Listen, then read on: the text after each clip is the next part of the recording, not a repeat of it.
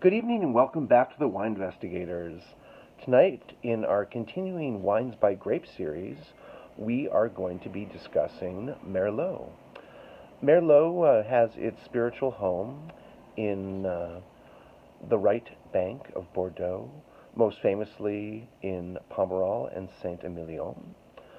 But its wonderful blending qualities has made it a very important part of the grape composition of wines on the left bank as well, although those are Cabernet Sauvignon dominated.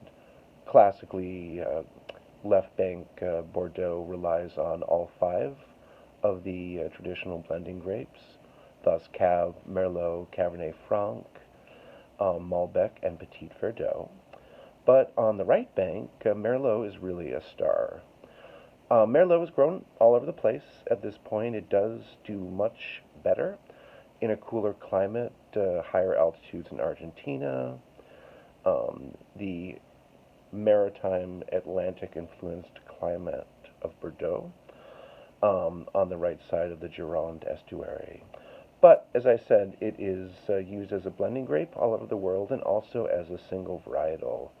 It pretty consistently has plush tannins. I just put up quite a good article on tannins on the site as well, and it's food friendly. It has a wonderful mix of good acidity, mild but structural tannins, and it can be very fruit forward in some instances. The one we'll taste tonight is in that vein.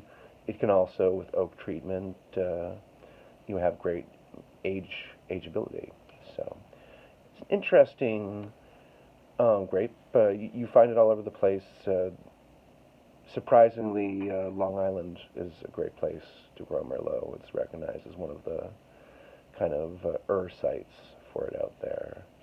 Merlot kind of took it in the nose after the release of Sideways, a movie with two Oscar-worthy performances by the female leads and a lot of scene chewing by the men. And while I was delighted that that movie kind of turned people onto Pinot Noir, and Hitching Post in particular, it's one of those things. Merlot was a very accessible word for people to use in the 90s and the early aughts. Much like Pouilly Fuissé in the 80s or Malbec post 2010, that was what people drank. It was something you could pronounce, essentially, and it's a congenial wine. So Merlot kind of had a dip, and then it was also due to some New World Merlot that was not particularly good, that was highly extracted, fruit bomb, yucky. But Merlot is a beautiful grape, and tonight we are going to be tasting a Merlot from the right bank. This is Domaine Virginie Tuneban, same producer as Chateau Valandreau, one of the famous garagiste wines. That's a fun thing to look up if you haven't read about that before. This is named after his daughter and is a Merlot wine. So we're going to give this a little pour and the proverbial swirl.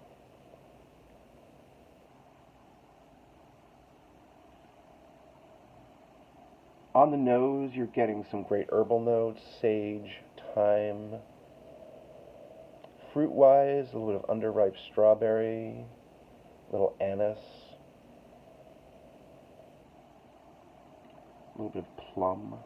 And then we're going to give this a taste.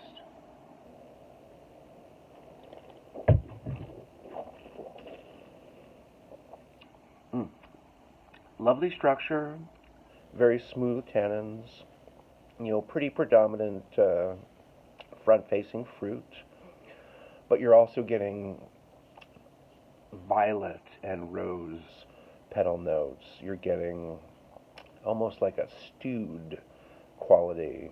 And that's an interesting thing when you think about describing especially red wines. If you're talking about fruit, is it underripe fruit? Is it perfectly ripe fruit? Is it overripe fruit? Is it stewed fruit? And those are all very different experiences in describing wine. So, this is a fun, reasonable bottle. And this has been Merlot on the Wine Investigators. Thank you so much for tuning in, and we'll talk to you soon.